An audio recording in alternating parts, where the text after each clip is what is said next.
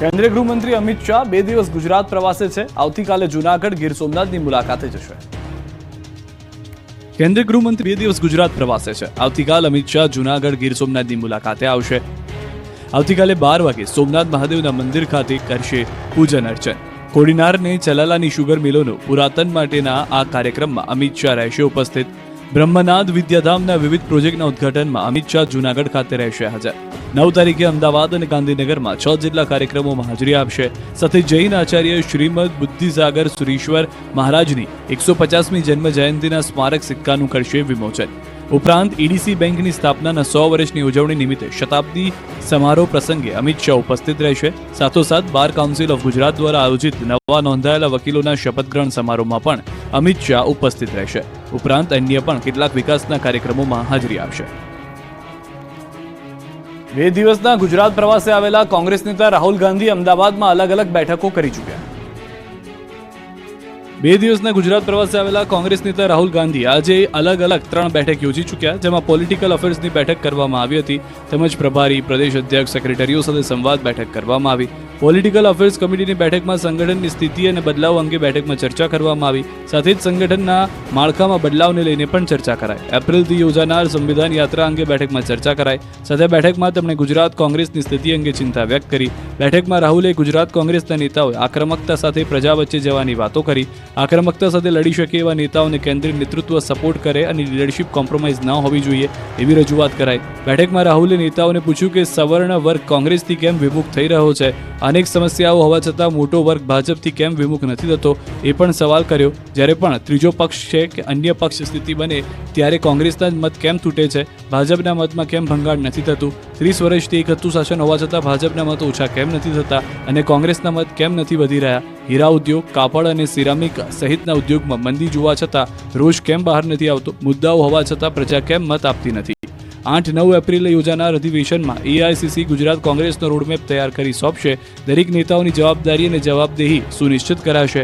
રાહુલ ગાંધીની કોંગ્રેસ હોદ્દેદારો સાથેની બેઠકનો પ્રથમ તબક્કો પૂર્ણ થયો હતો.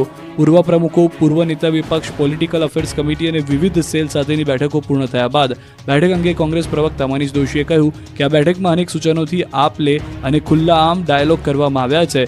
બેરોજગારી, મોંઘવારી અને ખેડૂતોના પ્રશ્ને ચર્ચા કરવામાં આવી છે. આંદોલનના કાર્યક્રમ પણ નક્કી કરવામાં આવશે.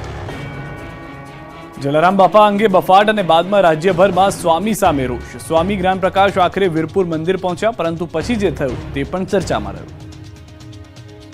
સંત શિરોમણી જલારામ બાપા અંગે બફાટ કરવો સ્વામી જ્ઞાનપ્રકાશને ભારે પડી ગયો. ભારે વિરોધ અને આક્રોશને જોતા સ્વામી જ્ઞાનપ્રકાશ સાંજે વીરપુર પહોંચ્યા. સ્વામિનારાયણ સંપ્રદાયના સ્વામી પોલીસ બંદોબસ્ત વચ્ચે વીરપુર પહોંચ્યા અને પાછળના દરવાજાથી વીરપુર દર્શન કરીને રફુચક્કર થઈ ગયા. જોકે રઘુવંશી સમાજ તેમજ જલારામ બાપાના ભક્તોમાં રોષ જોવા મળ્યો. વીરપુરમાં બાપાના મંદિરે દર્શન કરીને ચાલતી પકડી હતી. એટલું જ નહીં, મીડિયાની સામે જ્ઞાનપ્રકાશ સ્વામી છુપાઈને ગયા હતા. આ તરફ રાજકોટમાં જાલીડા રામધામ નામ મંદિર ટ્રસ્ટના ટ્રસ્ટીઓએ ફરિયાદની શરૂઆત તૈયારી કરી છે. ટ્રસ્ટીઓનું કહેવું છે કે આ માત્ર રઘુવંશી સમાજનું અપમાન નથી, પરંતુ 18 વર્ણોનું અપમાન છે. ટ્રસ્ટી મંડળની માંગ છે કે આવા સ્વામીઓ સામે કાર્યવાહી થવી જ જોઈએ. આ તરફ રાજકોટના જય ભારત ધામેચા નામના એડવોકેટ દ્વારા રાજકોટ શહેર પોલીસ કમિશનર કચેરી ખાતે લેખિત ફરિયાદ આપવામાં આવી છે અને હિન્દુ ધર્મને ગેરમાર્ગે દોરવા બાબતે ફરિયાદ નોંધવા અરજી કરાઈ છે. એટલું જ નહીં, વકીલે જ્ઞાનપ્રકાશ સ્વામીને સ્વામિનારાયણ સંપ્રદાયમાંથી હાંકી કાઢવાની પણ માંગ કરી છે. તો આ તરફ જ્ઞાનપ્રકાશ સ્વામીના બફાટ સામે રાજ્યસભાના સાંસદ પરિમલ નથવાણીએ સોશિયલ મીડિયા પર પોસ્ટ કરી. પરિમલ નથવાણીએ લખ્યું કે જલારામ બાપાને માત્ર લોહાણા સમાજ જ નહીં, પરંતુ સમગ્ર હિન્દુ સમાજ ભગવાન સ્વરૂપ માને છે. તેમનું અપમાન કરવાનો કોઈને અધિકાર નથી. પોતાના સંપ્રદાય કે વ્યક્તિને ઊંચા દેખાડવા માટે સમાજને ભ્રમિત કરી દેવા નિવેદનોથી જલારામ બાપાને નીચા દેખાડવાનો પ્રયાસ નિંદનીય છે. લાખો લોકોની આસ્થાને ઠેસ પહોંચાડનારે તાત્કાલિક વીરપુર જલારામ બાપા મંદિરે જઈને પોતાની ભૂલ સ્વીકારીને માફી માંગવી જોઈએ. પશ્ચાતાપ કરી લોકોનો રોષ ઠારવો જોઈએ. વિદેશની ધરતી પર એક ગુજરાતીનું ફાયરિંગ કરીને અપહરણ થયું. આખો બનાવ સીસીટીવીમાં કેદ થયો. મૂળ ગુજરાતના એક વેપારીનું વિદેશની ધરતી પર ફાયરિંગ કરીને અપહરણનો બનાવ બન્યો છે. આ આખો બનાવ સીસીટીવીમાં પણ કેદ થયો છે. મૂળ પોરબંદરના વેપારી વિનય સોહન સોનેજીને મોઝામ્બિકમાં અપહરણ થયું હતું. સીસીટીવીમાં સાફ જોઈ શકાય છે કે કારમાં અપહરણકારો આવે છે અને ફાયરિંગ કરે છે. ફાયરિંગના બનાવો પણ સીસીટીવીમાં સ્પષ્ટ જોઈ શકાય છે. વેપારી વિનય સોનેજી રાત્રિ સમયે પોતાની દુકાન બંધ કરીને જતા જોવા મળી રહ્યા છે અને તે સમયે એક કાર સામેથી આવે છે અને તેમાંથી હાથમાં હથિયાર લઈને ભાગતા અપહરણકારો ફાયરિંગ કરે છે. વેપારીના પરિવારના મતે 3જી માર્ચે રાત્રે વેપારીનું અપહરણ કરાયું. હાલમાં પરિવારજનો અપહરણના બનાવથી ચિંતિત છે. આ અંગે પરિવારજનોએ સ્થાનિક MLA, સાંસદ અને વિદેશ મંત્રાલયને પણ જાણ કરી છે.